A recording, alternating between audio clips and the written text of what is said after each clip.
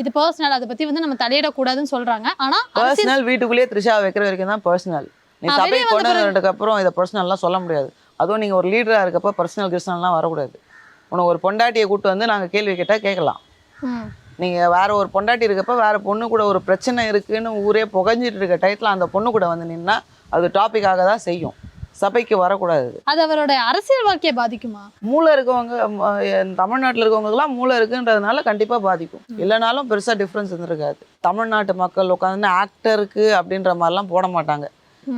யாருக்கு நல்ல ஆளுமை இருக்குன்றத பார்ப்பாங்க.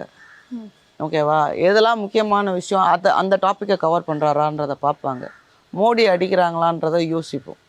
டிஎன்னை ஜெயிக்கணும்னா ஃபஸ்ட்டு நீங்கள் அடிக்கடி மோடி அடிக்கணும். டிஎம்கே அடித்து பிரயோஜனம் இல்லை.